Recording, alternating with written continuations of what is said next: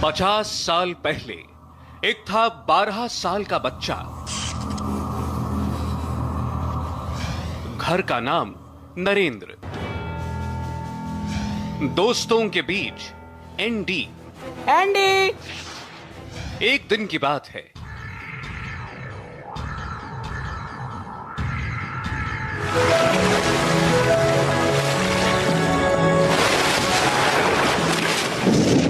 ये साल 1962 का वडनगर था। पानी से नदी लबालब भरी थी। नदी के बीच एक मंदिर था और उस मंदिर पर लहरा रहे भगवा ध्वज को बदलने का वक्त आ चुका था, लेकिन चारों तरफ मगरमच्छ घूम रहे थे। गांव में किसी की हिम्मत नहीं हुई। उसी वक्त वो नदी में कूदा।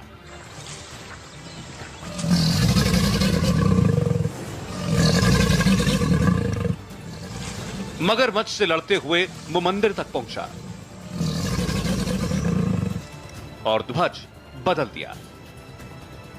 यहीं से शुरू होती है नरेंद्र दामोदर दास मोदी की कहानी। उस नरेंद्र दामोदर दास मोदी की कहानी, जिन्हें उनके प्रशंसक भारत के अगले प्रधानमंत्री के तौर पर देख रहे हैं।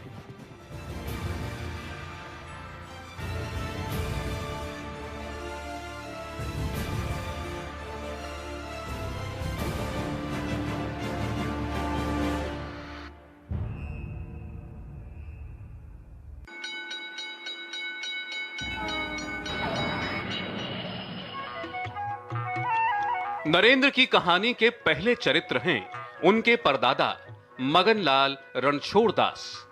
बनासकांठा के नवदोत्रा गांव से मगनलाल मेहसाणा के वडनगर आए।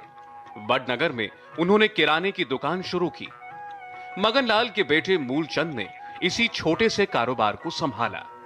साल 1915 में मूलचंद के घर दामोदर दास का जन्म हुआ। दामोदर दास की ही तीसरी संतान है नरेंद्र दामोदर दास मोदी। मोदी का जन्म 17 सितंबर 1950 को हुआ। मोदी के बड़े भाई का नाम सोम है, मंझले भाई अमृत। नरेंद्र मोदी की एक बहन है बसंती। दो छोटे भाई हैं प्रहलाद और पंकज। इसी वडनगर रेलवे स्टेशन के सामने नरेंद्र मोदी के पिताजी दामोदर मोदी की चाय की दुकान हुआ करती थी। उस वक्त नरेंद्र मोदी सिर्फ 6 साल के थे। लोअर मिडिल क्लास के थे। पिताजी की एक चाय की कैंटीन थी रेलवे स्टेशन की बाहर। साल 1956। मोदी के सामने दो रास्ते थे, एक आसान और दूसरा बेहद मुश्किल। बहुत आसान था, चाय चाय कहते हुए स्टेशन पर निकल जाना और चाय बेचकर अपना घर चलाना। लेकिन छोटे मोदी का दिमाग कुछ बड़ा सोचता था। जो पढ़ाई करते थे उसी टाइम पर वडनगर में उस शाखा में जाते थे। वडनगर में आरएसएस की शाखा वकील साहब चलाते थे। चाय की दुकान पर लक्ष्मण राव इनामदार यानी वकील साहब रोज आते थे। मोदी पर संघ का रंग वकील साहब की बातों से ही चढ़ा और 8 साल की उम्र में मोदी बाल स्वयंसेवक बन गए। नरेंद्र मोदी अभी मुख्यमंत्री निवास में रहते हैं, लेकिन पहले मोदी ईंट और मिट्टी से बने ऐसे घर में रहते थे। ये 40 फीट लंबा और 12 फीट चौड़ा था। इसमें 3 कमरे थे। मोदी अपने मम्मी पापा और 6 भाई बहनों के साथ एक कमरे में सोया करते थे। ठंडे पानी के लिए उन्होंने सुराही रखी हुई थी।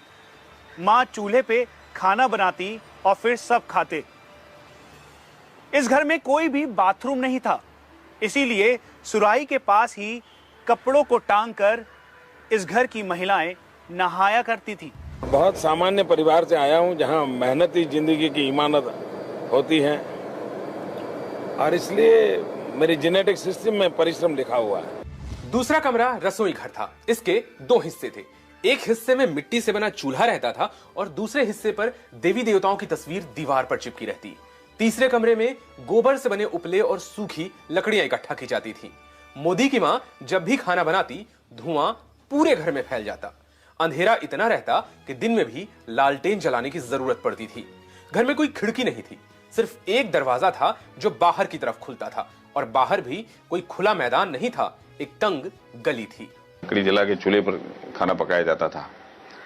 वडनगर में वाटर वर्क्स नहीं था, तो पानी लाने के लिए कुएं से पानी लाना पड़ता था। गांव के इसी तालाब में नरेंद्र मोदी के परिवार वाले नहाते थे। नरेंद्र मोदी ने इसी तालाब में तैरना सीखा और धीरे धीरे वे गांव के सबसे बढ़िया तैराक बन गए। तैराकी करते करते मोदी मगरमच्छ से खेलने लगे।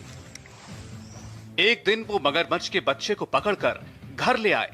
યાદ છે કે હું અમારા ગામમાં તળાવ છે, તળાવમાં એક મગરનું બચ્ચું પકડી લાવ્યો અને એને નિશાળમાં લઈ ગયો,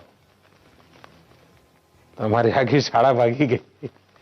અમારા બધા શિક્ષકો પણ ડરતા હતા। गांव के स्कूल में बेंच तक नहीं होती थी, जमीन पर बैठकर पढ़ते थे, स्लेट पर लिखते थे। सुबह आरएसएस की शाखा में काली टोपी और स्कूल में एनसीसी ड्रेस में दिखते थे। मोदी अपने घर में सबसे अलग थे। जब परेशान होते थे तो मौन व्रत धारण कर लेते थे। नरेंद्र मोदी को बचपन में लोग एनडी बुलाया करते थे। एनडी का मतलब नरेंद्र दामोदर दास। नरेंद्र मोदी को जब भी स्कूल से छुट्टी मिला करती थी, वो अपने पिताजी की चाय की दुकान पर आकर बैठ जाया करते थे।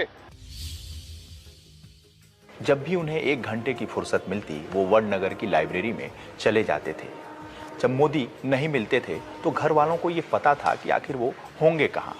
मोदी के बड़े भाई सीधे लाइब्रेरी आते थे, जहाँ नरेंद्र को वो किसी किताब के सामने बैठे पाते थे।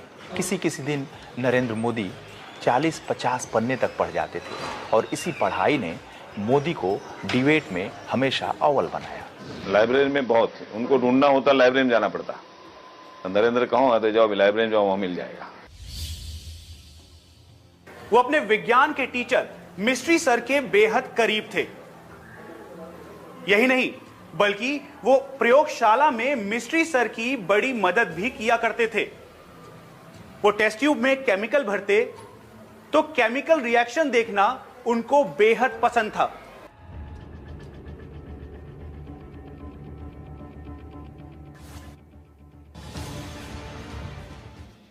मोदी को आज पूरी दुनिया जानती है। उनके बारे में कहा जाता है कि गुजरात में मोदी का 1 मैन शो चलता है। महसाणा के वडनगर में मोदी की पहचान एक अलग 1 मैन शो को लेकर बनी। नरेंद्र के स्कूल में पीलू फूल नाम का नाटक दिखाया गया। इस नाटक के लेखक, डायरेक्टर और एक्टर तीनों नरेंद्र मोदी थे। पीला फूल करके नाटक था, और उन्होंने खुद ने उसको लिखा हुआ था, तो उसमें खुद ने उसमें भाग भी लिया था। इसमें नरेंद्र मोदी एक अछूत महिला के बेटे के रोल में थे। उस महिला का बेटा बहुत बीमार था। वो गांव के हकीम से लेकर डायन सबके पास अपने बेटे के इलाज के लिए गई। आखिर में उससे कहा गया कि मंदिर से पीले फूल वाला प्रसाद लेकर आओ और बेटा ठीक हो जाएगा। महिला को मंदिर में घुसने नहीं दिया गया। जब वो घर लौटी तो उसके बेटे की मौत हो चुकी थी। नाटक में छोटे मोदी की मौत ने पूरे गांव को रुला दिया। मोदी ने दूसरे नाटक में वीर शिवाजी का रोल किया। नरेंद्र भाई के घर पास के मंदिर में रहने वाले एक साधु अक्सर आया करते थे। एक दिन उस साधु बाबा से मां हीराबा ने अपने 2 बच्चों सोम भाई और नरेंद्र भाई की कुंडली दिखा गया। उस साधु ने कहा, सोम भाई का जीवन सामान्य रहेगा, लेकिन नरेंद्र भाई अगर राजनीति में गए तो सियासत के बादशाह बनेंगे। अगर साधु बन गए तो फिर शंकराचार्य की कुर्सी ले लेंगे। कुंडली देख के उन्होंने बताया, नरेंद्र के लिए बताया कि ये लड़का बड़े होने पर या तो चक्रवर्ती राजा के स्थान पर पहुंचेगा, या तो वो सन्यासी हो जाएगा, तो शंकराचार्य की पद प्राप्त करेगा। वडनगर के मंदिर में एक बड़े साधु रहने आए। उन्होंने अपनी हथेली पर ज्वार उगा रखी थी। नरेंद्र उन्हें रोज सुबह शाम अपने हाथ से खाना खिलाते। उसी बीच एक रिश्तेदार की शादी थी। नरेंद्र के पूरे परिवार को शादी में शामिल होने जाना था, लेकिन नरेंद्र ने कहा, मैं शादी में नहीं जाऊंगा, गांव में रहकर साधु महाराज की सेवा करूंगा। रिश्तेदार की शादी में जाने का था, तो घर वालों को सबको जाना था, नजदीक का रिश्ता था। नरेंद्र को बोल दिया था कि आप लोग जाइए, मैं महात्मा की सेवा करूंगा। साधु संतों के साथ रहना नरेंद्र भाई को अच्छा लगता था। ये देखकर मां को डर लगता था। नरेंद्र मोदी 17 साल के हुए तो कॉलेज में दाखिला ले लिया। एक दिन उन्होंने घर वालों के सामने एक चौंकाने वाला प्रस्ताव रखा। नरेंद्र भाई ने कहा कि वो आध्यात्मिक खोज के लिए हिमालय जाना चाहते हैं। मुझे मित्रों कोई लेना देना नहीं था इस दुनिया से। अचानक कहां मेरे सर पे आके पड़ गया, वरना मैं एक दूसरी दुनिया का इंसान था। नरेंद्र के मुंह से यह बात सुनते ही मां को साधु की कही हुई बातें सच होती दिखी। मां थोड़ी परेशान दिखी तो 17 साल के नरेंद्र ने कहा, जब तक घर वाले खुशी खुशी उन्हें हिमालय यात्रा की इजाजत नहीं देंगे वो नहीं जाएंगे। लेकिन उनका मन यही कहता है कि वो हिमालय की तरफ जाकर कुछ दिन चिंतन करें। उन्होंने बताया घर पर कि मैं घर छोड़ के बाहर जाना चाहता हूं और कुछ देखने के लिए, कुछ समझने के लिए, ये मेरा ख्याल है। घर वालों ने ना बोल दिया कि नहीं ऐसा नहीं, अभी तो छोटा है, नहीं मुझे जाने दीजिए आप, लेकिन मैं ऐसे भाग के नहीं जाऊंगा, आप लोग इजाजत देंगे तभी जाऊंगा। काफी सोच विचार के बाद घर वाले तैयार हो गए। मां ने रास्ते के सफर के लिए कंसार बना दिया, माथे पर तिलक लगाकर विदा किया।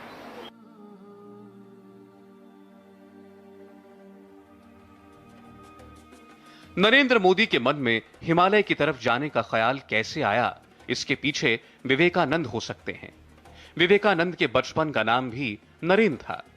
नरेंद्र मोदी ने विवेकानंद पर लिखी सारी किताबें पढ़ ली। पूरे 2 साल तक नरेंद्र भाई मोदी हिमालय की कंदराओं और गुफाओं में घूमते रहे। न घर वालों को चिट्ठी भेजी, न कोई खोज खबर ली। 2 साल बाद 19 साल के नरेंद्र मोदी एक दिन अचानक घर लौटे। सबसे पहले छोटी बहन वसंती बेन ने नरेंद्र भाई को देखा। मां किचन में खाना बना रही थीं। छोटी बहन ये कहती हुई घर के अंदर भागी, नरेंद्र भाई आ गए, नरेंद्र भाई आ गए। नरेंद्र का नाम सुनते ही मां खुद को रोक नहीं पाई, बदहवास घर से बाहर भागी। कंधे पर एक झोला लटकाए 19 साल के नरेंद्र को जब देखा तो आंखों से आंसू टपकने लगे। मां ने सबसे पहला सवाल किया, इतने दिन कहां थे, क्या खाते थे? नरेंद्र ने कहा, हिमालय में था, बिल्कुल ठीक था। बेटा 2 साल बाद घर लौटा था। मां ने रोटला और सब्जी बनाई। अलग से मिठाई बनाना चाहती थी, लेकिन नरेंद्र भाई ने मना कर दिया। खाना खाकर नरेंद्र गांव घूमने निकले तो मां ने सबसे पहले नरेंद्र के झोले को खोलकर देखा। हैरान रह गई। सिर्फ एक जोड़ी कपड़ा था, एक हाफ पहरान, एक भगवा शॉल और मां की एक तस्वीर थी। हिमालय के बाद मोदी ने कैलाश मानसरोवर की यात्रा भी की। एक बार मोदी से मजाक मजाक में पूछा गया, क्या कैलाश पर्वत पर आपको शिव पार्वती के दर्शन हुए? मोदी जी, कैलाश पर शिव पार्वती से भेंट हुई? गणेश जी से मुलाकात हुई थी। कैसे? कैलाश मानसरोवर के इलाके में आपको एक मच्छर भी नहीं दिखता, जिंदगी का नामो निशान नहीं है। लेकिन अचानक 24,000 फीट की ऊंचाई पर मुझे एक चूहा दिखा, इसीलिए मुझे लगा गणेश जी यहाँ विराजमान हैं। वहां से आए तो वहां का प्रसाद सब दिया। तो उस टाइम पर उन्होंने बताया था कि मैं वहां पर पूजा करता तो मैंने चूहा देखा था। नरेंद्र मोदी 21 साल के हो चुके थे। 1971 का साल था। पूर्वी पाकिस्तान और पश्चिमी पाकिस्तान में जंग छिड़ी थी। भारतीय सेना पूर्वी पाकिस्तान यानी बांग्लादेश को मदद कर रही थी। सैनिक जब अहमदाबाद रेलवे स्टेशन से होकर जाते तो नरेंद्र भाई उनकी मदद करने में जुट जाते। इसी दौरान वकील साहब से वो दोबारा मिले। वकील साहब ने आरएसएस से जुड़ने के लिए कहा। नरेंद्र भाई ने उसी वक्त चाचा का घर तोड़ दिया। वे संघ के प्रचारक बन गए। तय कर लिया कभी शादी नहीं करेंगे, सारी जिंदगी संघ के नाम कर दी। मोदी अहमदाबाद के हेडगेवार भवन में रहने लगे। सुबह सुबह 3 बजे बिस्तर छोड़ देते। वकील साहब को गुरु मान चुके थे। अहमदाबाद के संघ कार्यालय में आने वाली सभी चिट्ठियों का जवाब मोदी ही देते थे। 25-26 जून 1975 की आधी रात देश में इमरजेंसी का ऐलान कर दिया गया। आजाद भारत में कभी ऐसा हो सकता है, ये अपने आप में कंपा देने वाली घटना है। जयप्रकाश नारायण, मोरारजी देसाई, अटल बिहारी वाजपेयी गिरफ्तार कर लिए गए। पूरी इमरजेंसी के दौरान सरकार मोदी को पकड़ नहीं पाई, क्योंकि मोदी ने बार बार अपना हुलिया बदला। बड़ी बड़ी दाढ़ी बढ़ाई, लंबे बाल और पगड़ी पहनकर सरदार जैसे दिखते थे। अंडरग्राउंड रहना पड़ता था, पुलिस के वारंट थे, पुलिस पकड़ना चाहती थी तो कभी स्वामी जी बन गए, तो कभी कॉलेज स्टूडेंट बन गए, तो कभी सरदार बन गए। इमरजेंसी खत्म हुई। गुजरात और दिल्ली दोनों जगह जनता पार्टी की सरकार बनी, लेकिन मोदी सत्ता से दूर ही रहना चाहते थे। हम भी वही कर रहे हैं साहब।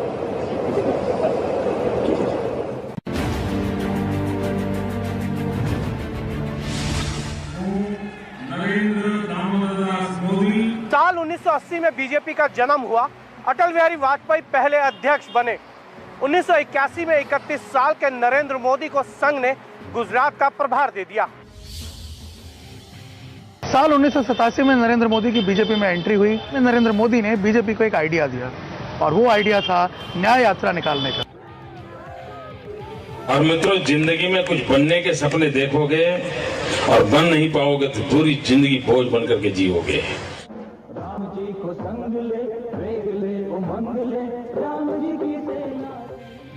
25 नवंबर 1990 को लालकृष्ण आडवाणी ने गुजरात के सोमनाथ से अयोध्या तक की यात्रा शुरू की। आडवाणी की इस रथ यात्रा के पहले सारथी मोदी बने। सोमनाथ से लेकर मुंबई तक मोदी आडवाणी के साथ रहे। इस रथ यात्रा के दौरान मोदी आडवाणी के बहुत करीब आ गए। मोदी का कद बढ़ा। 11 दिसंबर 1991 को उस वक्त के बीजेपी अध्यक्ष मुरली मनोहर जोशी ने कन्याकुमारी से श्रीनगर तक की एकता यात्रा शुरू की। पूरी यात्रा में मोदी मुरली मनोहर जोशी के साथ रहे। श्रीनगर के लाल चौक में 26 जनवरी 1992 को मुरली मनोहर जोशी के साथ तिरंगा फहराया। गुजरात विधानसभा का चुनाव 1995 में होना था। मोदी ने पूरा प्लान बनाया। गुजरात विधानसभा की 182 सीटों में से बीजेपी को 2/3 से ज्यादा 121 सीटें मिली। केशुभाई पटेल मुख्यमंत्री बने।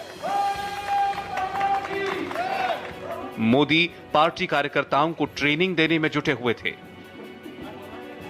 और शंकर सिंह वाघेला अंदर ही अंदर विद्रोह की आग भड़का रहे थे। मोदी ने गुजरात बीजेपी के अध्यक्ष कांशीराम राणा को गुजरात बीजेपी के मंत्री पद से अपना इस्तीफा भेजते हुए भावुक पत्र लिखा और एक कहानी सुनाकर अपनी बात स्पष्ट कर दी। मोदी ने लिखा, आदरणीय कांशीराम भाई, मुझे एक कहानी याद आती है। एक बच्चे को लेकर उसकी अपनी माँ और सौतेली माँ के बीच अदालत में झगड़ा चल रहा था। बच्चे पर दोनों ही अपनी दावेदारी ठोक रहे थे। जज ने फैसला किया कि बच्चे को 2 टुकड़ों में काट दिया जाए और दोनों को एक एक हिस्सा दे दिया जाए। लेकिन पैदा करने वाली माँ ने जज के फैसले का विरोध किया। मेरी भी हालत कुछ वैसी ही है। पार्टी को मजबूत बनाने के लिए मैं महासचिव का पद छोड़ने के लिए तैयार हूं। आपका नरेंद्र मोदी। मोदी के इस्तीफे के बाद गुजरात बीजेपी में बगावत और तेज हो गई। अटल बिहारी वाजपेयी को गांधीनगर आना पड़ा।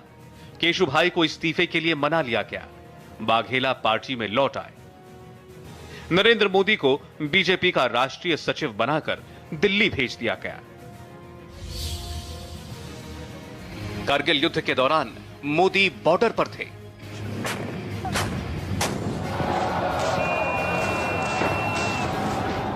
कारगिल विजय के बाद अटल बिहारी वाजपेयी फिर प्रधानमंत्री बने। मोदी को भी उनकी मेहनत का इनाम मिला। उन्हें संगठन महामंत्री बनाया गया। साल 2001 का अक्टूबर महीना था। कांग्रेस के नेता माधवराव सिंधिया की हवाई दुर्घटना में मौत हुई थी। उनके साथ कैमरामैन गोपाल भी थे। मोदी ऐसे नेता थे जो रिपोर्टर के साथ साथ कैमरामैन तक से दोस्ती रखते थे। मोदी दिल्ली में कैमरामैन गोपाल के अंतिम संस्कार में मौजूद थे। उसी वक्त प्रधानमंत्री दफ्तर से मोदी के पास फोन आया। फोन पर खुद अटल बिहारी वाजपेयी थे। नरेंद्र भाई, तुम कहां हो? मैं इस वक्त शमशान घाट में हूं। वहां क्या कर रहे हो? करीबी पत्रकार की मौत हो गई है, अंतिम संस्कार में हिस्सा लेने आया हूं। आज शाम में मुझसे मिलो। जी ठीक है। शाम में मोदी ने वाजपेयी से मुलाकात की। यहाँ पंजाबी खाना खाकर मोटे हो गए हो, तुम्हें दुबला पतला होना चाहिए। यहाँ से जाओ, दिल्ली खाली करो। जाओ कहां? गुजरात जाओ, गुजरात। वहां काम करना है। क्या मैं गुजरात का प्रभारी बनूंगा या कुछ और राज्य मिलेंगे? नहीं नहीं, तुमको चुनाव लड़ना है। अब तक तुमने दूसरों की लड़ाई में मदद की है, अब अपने लिए लड़ाई लो। मैं ये नहीं कर सकता। मैं महीने में 10 दिन गुजरात में रहूंगा और पार्टी को मजबूत करने के लिए काम करूंगा। नहीं नहीं, तुम्हें गुजरात के मुख्यमंत्री की जिम्मेदारी संभालनी है। ये मेरा काम नहीं है। मैं 6 साल से गुजरात से बाहर हूं। ये मेरी पसंद की फील्ड नहीं है। मैं संगठन का काम देखता हूं। मुख्यमंत्री किसी और को बना दीजिए। मोदी वाजपेयी से मुलाकात करके लौट आए। उसी रात लाल कृष्ण आडवाणी का फोन आया। देखो, हम सब ने तुम्हारे बारे में फैसला ले लिया है। मैं मुख्यमंत्री बनने के काबिल नहीं हूं। मुझे कुछ वक्त चाहिए। नरेंद्र दामोदर दास मोदी 7 अक्टूबर 2001 को मोदी ने मुख्यमंत्री पद की शपथ ली। અને હું ગુજરાત રાજ્યના મુખ્યમંત્રી તરીકેના મારા उस दिन कोई नहीं जानता था कि साल 2001 के बाद गुजरात की गद्दी पर सिर्फ एक शख्स बैठेगा, नरेंद्र दामोदर भाई मोदी। हम 2001 में जब मुख्यमंत्री बने थे तो लोग मुझे मिलने आते थे, मेरे से एक मांग कर रहे थे कि मोदी जी कुछ भी करो, कम से कम शाम को खाना खाते समय तो बिजली दो। मुख्यमंत्री बनने के बाद मोदी जब पहली बार दिल्ली आए तो कुर्ता नहीं सूट में थे। वाजपेयी ने उन्हें आशीर्वाद दिया। आज मोदी का एक इंटरव्यू मिलना भी मुश्किल है। उस वक्त मोदी एक कैमरा देखकर भी रुक जाते थे। गुजरात के 5 करोड़ नागरिक सुरक्षित हैं और मैं 5 करोड़ नागरिकों की भलाई के लिए प्रतिबद्ध हूं। मोदी ने पार्टी से कहा, चुनाव में गिनती के सिर्फ 500 दिन हैं। मुख्यमंत्री बनने के वक्त मोदी को चुनाव लड़ना था। मोदी ने अपनी जिंदगी का पहला चुनाव राजकोट से लड़ा। 24 फरवरी को मोदी चुनाव जीत गए, लेकिन जीत की खुशी 3 दिन बाद ही शुरू हो गई। गोधरा रेलवे स्टेशन से 100 मीटर दूर साबरमती एक्सप्रेस के 2 डिब्बों में उपद्रवियों ने आग लगा दी। अयोध्या से आ रहे 58 कार सेवक जिंदा जला दिए गए।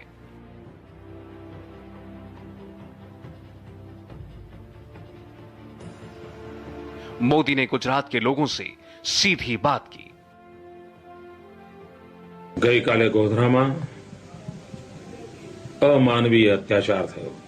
गोधरा की घटना का असर पूरे गुजरात में होने लगा। मोदी ने दंगाइयों को देखते ही गोली मार देने के आदेश दिए। सेना बुलाई गई। जहां जहां दंगे हुए कोशिश की गई, लोगों पे गोलियां चलाई गई।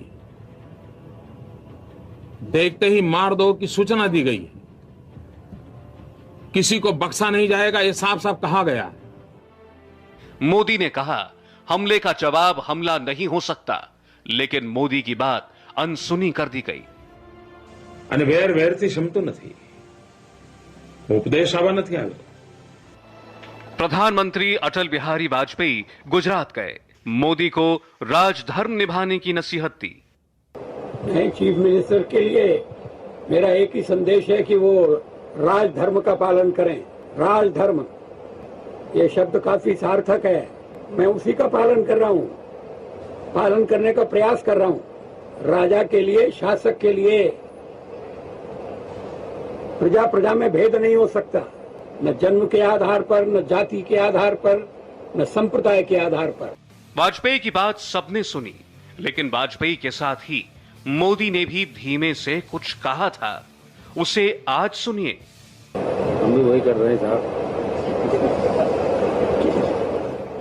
मुझे विश्वास है कि नरेंद्र भाई यही कर रहे हैं।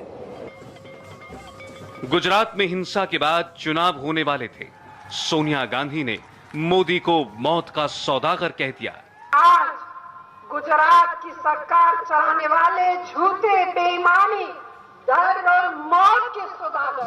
मैडम सोनिया जी देश जानना चाहता है, ये भोपाल के अंदर हजारों लोगों के मौत का सौदागर कौन था? मोदी के खिलाफ मीडिया में खूब लिखा गया, खूब बोला गया। मोदी ने खुद को मीडिया से दूर कर दिया। चुनाव के नतीजे आए और मोदी को जबरदस्त जीत मिली। मोदी ने सुबह 5 बजे से लेकर रात 12 बजे तक काम करना शुरू किया। मेरी एक भी फाइल पेंडिंग नहीं है। मैं अभी भी रात को जाऊंगा 11-12 बजे, फाइल देखूंगा। मोदी पर हमला नहीं रुका। सोहराबुद्दीन एनकाउंटर केस में फिर मोदी पर सवाल खड़े हुए। एक वक्त आया जब मोदी ने सवालों का जवाब देना ही बंद कर दिया। प्रेस कॉन्फ्रेंस बंद हो गई। जो सच्चा सही मोदी है वो अब दिखने लगा है। जिन लोगों ने उसको भिन्न भिन्न प्रकार के चेहरों के रूप में दिखाने की कोशिश की थी, अब जनता उनको पहचान गई है। मोदी पर जितने हमले हुए, मोदी के बारे में उत्सुकता उतनी ही बढ़ी। मोदी धीरे धीरे देश की राजनीति में एक अहम चेहरा बन गए।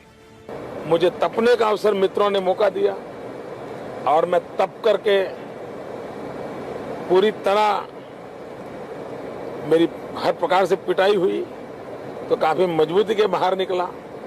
अगर मोदी भीतर से मेटल ना होता तो स्टील कैसे बनता भैया? साल 2007 में गुजरात में मोदी के खिलाफ जमकर प्रचार हुआ। मोदी बीजेपी के सबसे बड़े स्टार के तौर पर उभरे। नेता कैसा हो? नरेंद्र मोदी जैसा हो। मोदी ने फिर यात्रा निकाली। पूरे गुजरात में घूम घूम कर प्रचार किया।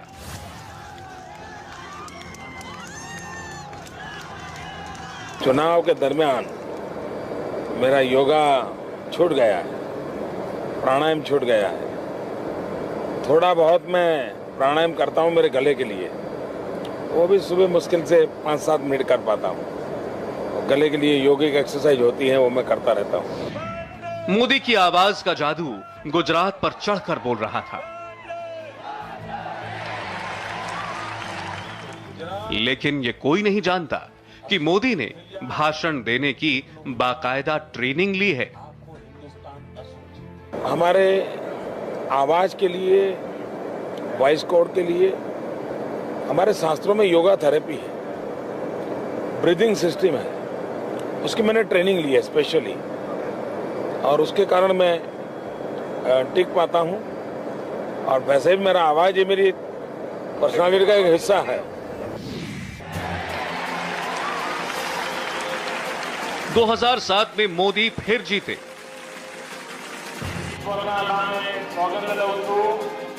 इस जीत के बाद मोदी ने गुजरात को बदलना शुरू किया।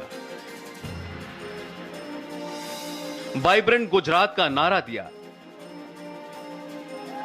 टाटा की नैनो पश्चिम बंगाल से चलकर गुजरात आ गई। अंबानी ने मोदी को अगला प्रधानमंत्री प्रोजेक्ट कर दिया। I mentioned during my last visit that my father saw in Narendra Bhai lambi race no ghodo che. और आज मैं ये कहना चाहूंगा कि अगर इस देश में कोई सीईओ है जो कि एक कंपनी नहीं, एक सेक्टर नहीं, एक स्टेट, एक कंट्री चला सकता है, वो श्री नरेंद्र मोदी।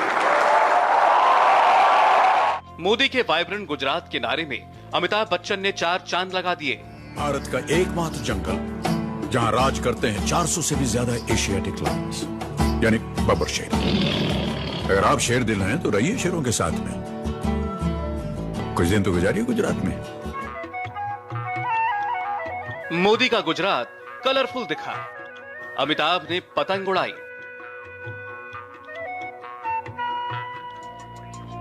सियासत में सबकी डोर अपनी मुट्ठी में थामे मोदी भी पतंग उड़ाते दिखे।